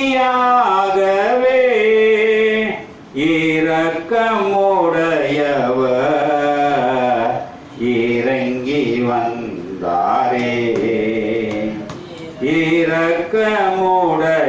இரக்கமுடையவர் இறங்கி வந்தாரே, இரக்கம் நிறைந்த தேவா எங்கள் மீதிறங்கிடும். ஆண்டவரே, இயேசுவினுடைய கட்டளை எனக்கு தெரியாம போச்சியா.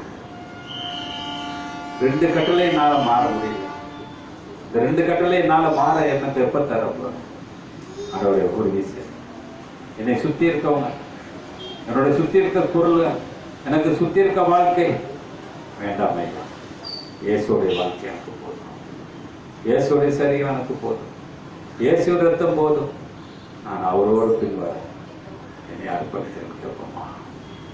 ஒரு நிமிஷம் கண்களை மூடி கேட்டு பார்த்தேன். நீ மறிச்சுன்னா பரலோகம் போகணும், நீ மறிச்சு நரகத்துக்கு போறது இங்க வராம இருந்துடலாம், பைபிளை தூக்காம இருந்துடலாம், ஊழியக்காரன் பேச்சை கேட்காம இருந்திருக்கலாம். ஊழியக்காரன் எப்படி இருக்கான் என்று நீ கெஸ் பண்ண வேண்டியது உன்னுடைய கடமையா இருக்குது. ஒரு விசுவாசி ஒரு ஊழியக்காரனை கனம் பண்ணணும், ஆனால் அவனுடைய கடமை எப்படி இருக்கிறது நீ யோசனை பண்ணி பார்க்கணும். யாரை சார்ந்து பேசுறான்? உலகத்தை சார்ந்து பேசுறானா, இல்ல தேவனை சார்ந்து பேசுறானா? சிந்தித்து பாருங்க, சிந்தித்து பாருங்க. ஒரு விஷய கண்களை மூடி ஆண்டவரே, நான் என்னை அர்ப்பணிக்கிறேன் ஐயா.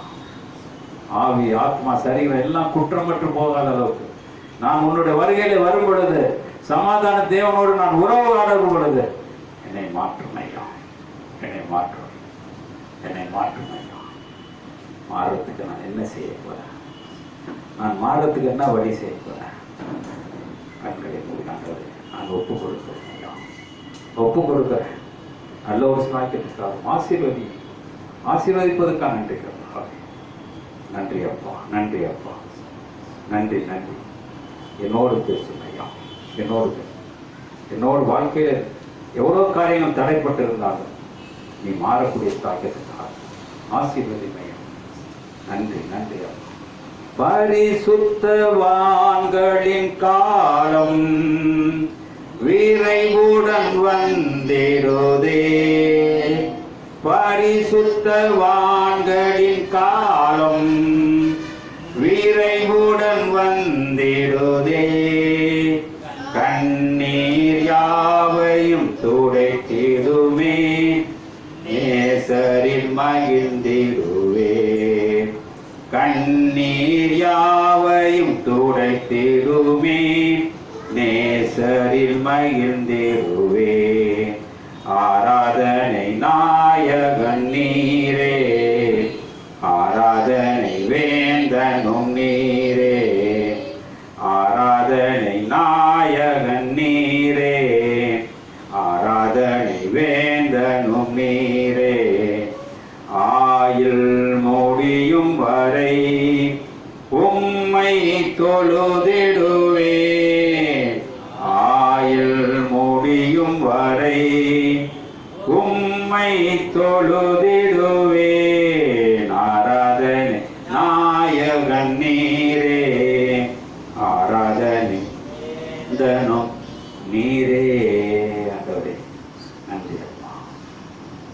என்னோடு பேசும் ஐயா, நான் உன்னுடைய பிள்ளையாய் வர வேண்டும். இயேசுக்கு நான் உடனாய் இருக்க வேண்டும். இயேசு போல நான் மாற வேண்டும். இயேசு இருக்கிற இடத்துல நான் இருக்க வேண்டும். நான் வந்து கூட்டிட்டு போவேன்னு போன வாரம் சொன்னேன். என்னை கூட்டிட்டு போவாரான்னு தெரியல. செய்வதற்காக நன்றி, செய்ய போறதுக்காக நன்றி, செய்ய நினைப்பதற்காக நன்றி கர்த்தா. நல்ல ஒரு சாட்சியத்தா ஆசீர்வதி மகிமைப்பட்டு பரிசுத்தப்பட்டோம். மீட்பர் இயேசு மூலம் கேட்கிற நன்றி பிதாவே. என் ஆத்மாவே என் முழுவதுமே பரிசுத்த நாமத்தை சொல்லு. என் ஆத்மாவே கர்த்தரை, கர்த்தர் செய்கிற சகல உபகாரங்கள் கர்த்தராக இயேசு கிறிஸ்துவின் கிருபை பிதாவாகிய தேவனுடைய அன்பு பரிசுத்தமாகும் உங்களோடும் அனைவரோட பரிசுத்தவான்களோடு அடியனோடு இருப்பதாக. ஆமென். அல்லேலூயா, அல்லேலூயா, அல்லேலூயா. Praise God, praise God.